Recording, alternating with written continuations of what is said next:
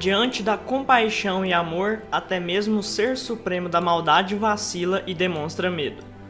Buda, o iluminado, estava em grande perigo ao perder seu bastão e não contar com um de seus olhos. Porém, a ajuda de alguém inesperado, do próprio vilão, digamos assim, deu origem ao mais poderoso Volund da história do torneio do Ragnarok. Quer saber tudo sobre o final da sexta luta de Shumatsu e o destino de Buda, Zero e Rajun? Então fique comigo até o final.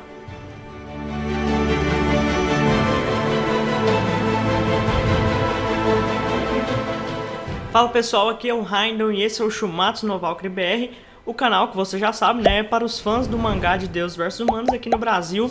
Vou pedir para você deixar a sua inscrição aí, nós já estamos chegando aos 1000 inscritos. Eu já antecipo aqui para você que vai vir muita coisa boa nos próximos meses aí no canal, então deixa aí sua inscrição caso você não queira perder nada dessas coisas que estão por vir.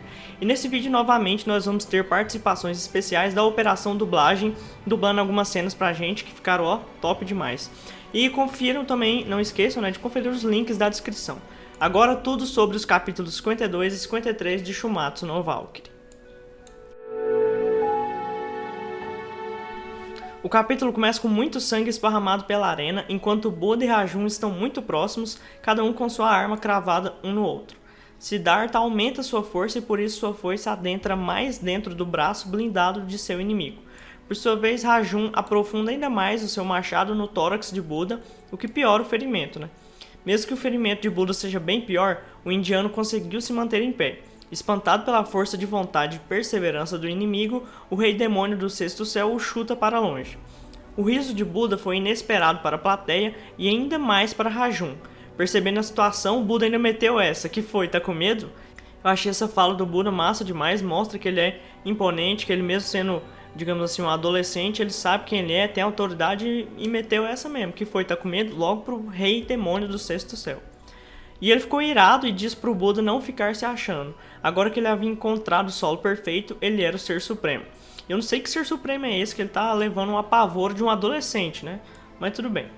O interessante é que pela primeira vez é mostrado um flashback sobre o passado de Rajun de acordo com seu próprio ponto de vista. Nas outras vezes, os outros personagens, geralmente Hades, é que falavam. A besta diz que desta vez não será como antes, em Helheim. Há milhares de anos, enquanto destruía o mundo inferior, o corpo de Rajun colapsou, provavelmente por ter usado um solo, entre aspas, ruim. Talvez um outro monstro, demônio, não sei. Seu corpo não aguentou a própria força e explodiu.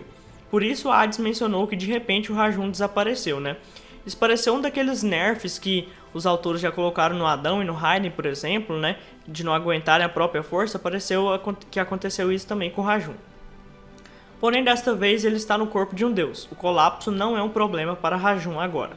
O monstro ainda estava no meio de seu discurso sobre não ter medo quando foi interrompido por Buda. Para a divindade indiana, Rajun era muito mais fraco do que Zero. Eu já disse que o Buda é afrontoso hoje? Se eu não disse, tá aí para vocês. O representante dos deuses fica irado com a situação e, aproveitando da debilitação do adversário, ataca e pede para Buda mostrar que realmente ele era o mais fraco. Mais uma vez, Siddhartha fica na defensiva e resiste a poderosos e velozes ataques. Todos na plateia estão apreensivos com a situação. Um monge budista até faz um mantra para Amitabha. Para quem quiser saber, esse Amitabha é uma espécie de outro Buda, Ele é um dos 5 Budas da meditação e o principal da família de Lotus. Seria isso um foreshadowing para o que estava por vir? Talvez, Agora, sem dúvida, a parte mais engraçada do capítulo foi essa que nós vamos ver agora. Ares menciona que sem a visão do futuro e com os ferimentos fatais, a luta já parecia terminada. Hades acaba dizendo que ele era um idiota, mas Ares responde que mesmo Buda sendo um idiota, seria triste perder um cara como aquele. O inesperado é que o Hades estava dizendo que Ares era um idiota, não Buda. Essa parte eu achei engraçada demais, principalmente a cara do Ares. Eles desenharam, o Ajichika, o grupo que desenhou uma expressão muito engraçada, como sempre mandando muito bem nas expressões dos personagens. Para o Hades, o idiota era o deus da guerra, tendo em vista que Buda não havia desistido ainda. Hermes e Zeus ainda comentam que, apesar de ter perdido um olho, ainda sobrava um para Siddhartha. Claramente um spoiler do que a gente veria no capítulo 53, mas já a gente chega lá. Rajun consegue lançar Buda para longe novamente, mas o adolescente mais forte da história ainda se mantém de pé, firmado por sua foice. A perseverança e resiliência de Gautama Buda começa a enfurecer, ou melhor, a preocupar o rei demônio. Hades chega a mencionar que ele não estava parecendo mais a besta de Helheim, mas que agora estava com medo. Completamente consternado com a situação, Rajun arranca o próprio braço esquerdo e faz uma imensa lâmina com ela. Eu achei esses quadros muito bizarros, o cara arrancar o próprio braço para fazer uma espadona. O visual da espada também, né, da lâmina é muito estranho, principalmente a ponta, que ela é feita com a própria mão do Rajun. Ficou um negócio meio engraçado, meio bizarro, eu achei muito doido. Armado com essa nova arma, o monstro foi em direção a Buda com o intuito de encerrar a luta de uma vez por todas. Em contrapartida, o representante da humanidade desferiu outro golpe do ciclo de karma destrutivo de Sansara para combater a labareda de glória da besta Rajun. Para surpresa de todos, tanto deuses como humanos, a espada de Rajun não só superou o golpe da foice de Buda, como também a destruiu. A foice se desfez e o bastão do indiano voltou para sua forma base da roda de oração. Não satisfeito, Rajun desfere outra estocada rumo a Buda, e o deus sem opções defende com a própria roda de oração. Sem tempo para transformar em nenhum dos reinos, a forma base do bastão não aguenta o poder e é completamente estilhaçada. O impacto e a destruição da arma jogam Buda para longe mais uma vez, além de rasgar completamente sua camisa. E coitado, né? O Buda toda hora nesse capítulo é jogado para trás, pula para trás, dá um chute nele. Depois dessa parte teve a aparição do Beelzebub, né? Dessa vez não teve nenhuma revelação grande, é só ele curtindo uma pera ali, saboreando enquanto assiste a luta mesmo. Os humanos ficam desesperados com o estado de Buda. Ainda por cima, Rajun anda em sua direção, pronto para dar o golpe final e decisivo do duelo. E a partir daqui que o capítulo começa a ficar muito interessante. Em uma espécie de estado inconsciente, Buda entrou para um limbo. Lá, encontra uma luz brilhante que o chamou a atenção. Colocando sua mão por sobre ela, alcançou a ajuda de um lugar extremamente inesperado. Já já eu vou explicar mais sobre isso. Depois de se conectar à luz, Siddhartha acorda de seu transe e começa simplesmente a rir. Ou melhor, né, ele começa a gargalhar. Começou a enfrentar a morte e o rei demônio com risos altos. Buda então levanta-se. Com um dos melhores discursos da obra desde as falas de Adão e Sasaki, Buda pergunta a Rajun se ele sabe o que é ir contra a própria fraqueza. Se ele já lutou contra a própria inexperiência, tentando ultrapassá-la. Neste momento, o prendedor de cabelo de Buda se rompe. O próprio Siddhartha responde sua pergunta. As pessoas passavam por aquilo apenas pela puberdade e durante o processo de amadurecimento. É por isso que Rajun é fraco, pois ele nunca passou por isso.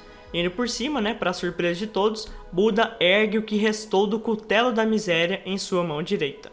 De cabelo solto e mais obstinado do que nunca, Buda realiza o ritual do destino em comum. Não um qualquer, mas o mais poderoso de todos. Um Volund entre um humano e uma valquíria é uma coisa, né? Mas um entre dois deuses atinge um patamar completamente diferente. A junção do iluminado com o resquício de alma de Zero dá origem à arma suprema, o Volund da arma divina de Lotus.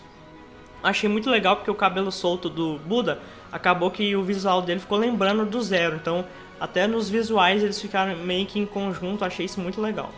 Antes de continuarmos, voltemos ao momento, né, de transe do Buda. O que aconteceu nesse estado inconsciente é que ele se desligou do mundo físico para se conectar apenas às almas ao seu redor. Esse estado é possível apenas para os seres iluminados e que levaram ao máximo suas consciências. Com sua visão do futuro, que na verdade enxerga as almas, né, Buda percebeu o resquício de alma de Zero que ainda habitava o cutelo da miséria. E por ser feito do corpo do Zero, a arma guardou um pouco de seu portador, que se mostrou a Buda e o despertou do estado de transe. Percebendo o cutelo, Buda o pegou e utilizou a técnica do destino em comum. Sinceramente, eu achei tudo isso muito espetacular. Eu achei os painéis com a arte muito bonitos. E foi uma tirada assim que eu já não lembrava disso, da relação do Buda com o Volund, né? E os autores realmente fizeram isso ser bastante imprevisível. Para complementar, Brunhilde explica para Gol a situação. Maior do que qualquer miséria é a compaixão de Buda. Esse é o verdadeiro poder do ser iluminado e do honrado em céus e terra. Com esse sentimento latente, a arma passou pelo destino em comum e gerou a derradeira arma divina. O Volund que apenas aquele que alcançou as puras terras do grande Nirvana poderia criar. A união de Buda e Zero fez surgir a Espada Zero, o grande Nirvana. A espada possui a forma de uma lâmina de 7 ramificações e que é uma katana lendária para os japoneses. Também chamada de Shishi Shito ou Nanatsunaya no Tachi, a arma foi um presente de um antigo rei da Coreia a um governante japonês chamado Yamato. ela também foi mencionada na biografia da lendária imperatriz japonesa Jingu. Explicando um pouquinho, né, sobre os Volunds aqui, porque tem algumas pessoas que ficaram em dúvida do seu funcionamento depois desse capítulo. Ele consiste no conceito budista do destino em comum, onde duas almas acordadas passam a ter o mesmo destino. Além disso, no Volund, uma das almas passa a ser uma arma para o outro. Se formos pensar no destino em comum, é sim possível que qualquer ser com consciência faça o Volund, tanto deuses como humanos e valquírias, semideuses e tudo.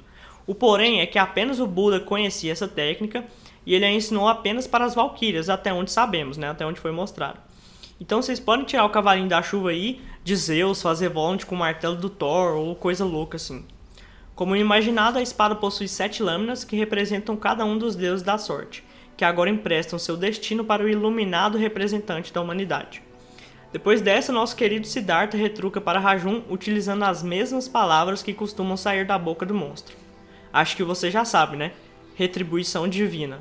Meu Deus do céu, nessa parte aí, quando eu li, eu fiquei ensandecido.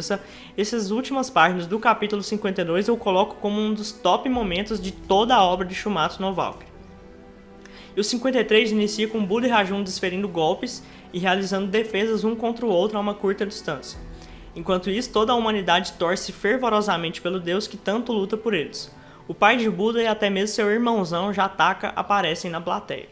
Todos se tornavam um na hora de torcer, como se a humanidade fosse um grande rio composto por vários pequenos afluentes. E todos eles iam rumo a Buda.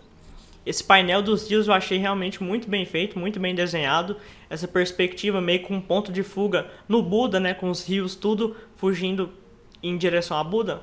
Ficou muito bom, a arte ficou muito boa mesmo. Ainda mais porque é uma referência ao rio, né, lá da Índia, que o Jataka, o irmãozão do Buda, disse, né, no flashback. E toda a situação não faz sentido para Rajun, que não entende como o Buda ainda pode estar de pé e muito menos como ele ainda consegue sorrir. Gautama ainda pergunta se Rajun está com medinho antes de dar um poderoso golpe de baixo para cima. Os outros representantes da humanidade, né, Okita e Sasaki, agraciaram-nos com seus pareceres sobre a luta. Para Okita, apesar da reviravolta, Buda ainda estava em desvantagem. Já para Sasaki, as coisas estão bem acirradas e a falta do olho e a grande ferida no torso de Buda fazem com que as chances aumentem contra Buda. No mesmo instante, o deus hesitou por sentir sua ferida doendo. Aproveitando da situação, Rajun desferiu outro golpe com sua labareda da glória. Buda conseguiu segurar a imensa lâmina e ainda retribuiu com um corte diagonal que acertou todo o comprimento do peito do rei demônio. Ou seja, mesmo com tantas desvantagens, Buda estava se mantendo pau a pau com o adversário. Os deuses gregos percebem isso, mas Hermes comenta que resta pouco tempo para o corpo do herói indiano aguentar. Zeus comenta que Buda não deve ter força suficiente para resistir a outro golpe poderoso da labareda da glória. Seu irmão mais velho, Hades, diz que ele não precisa resistir, ele só precisa desviar. E é aí que ao voltarmos para a arena percebemos o quão inteligente e perspicaz Buda é. Ele mantém o seu sorriso e perseverança diante de Rajun para desestabilizar seu adversário. Parecer tão feliz e tranquilo pode ser perturbador para o inimigo.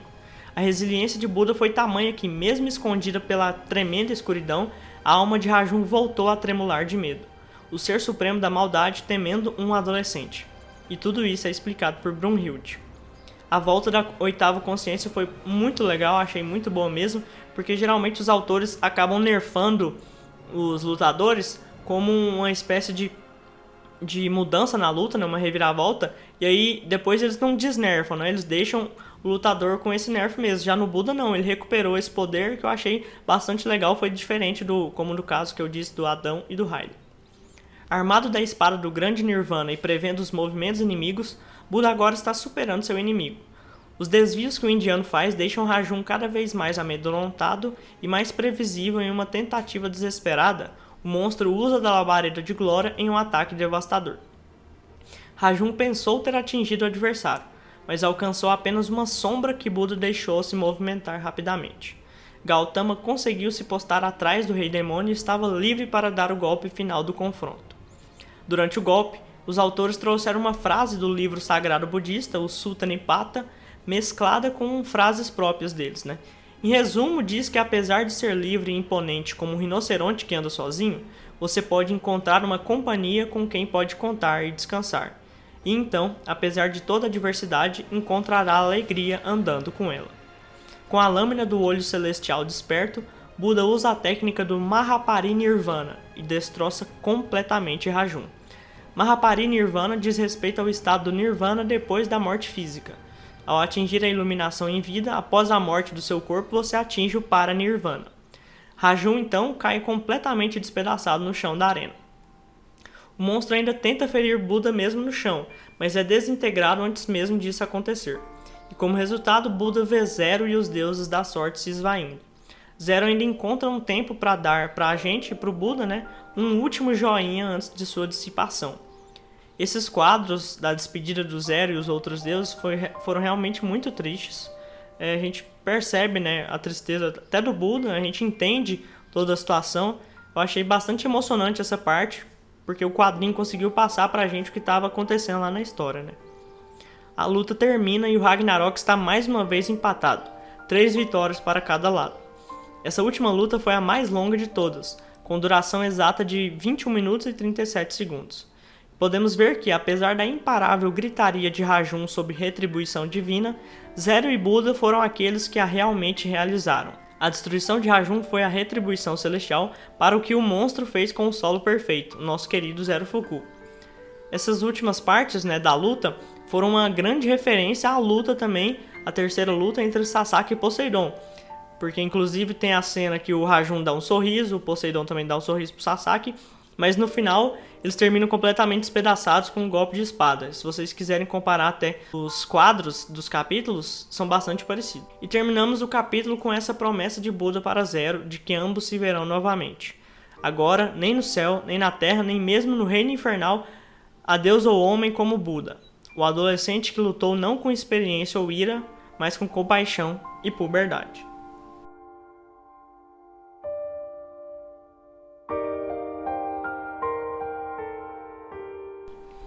Então, pessoal, o que vocês acharam aí do capítulo? Eu quero muito saber o comentário de vocês. Deixem aí nos comentários. Eu realmente fiquei muito triste com o falecimento do Zero. Achei muito paia. Mas é isso. Não esqueçam também de conferir os links na descrição. Falou!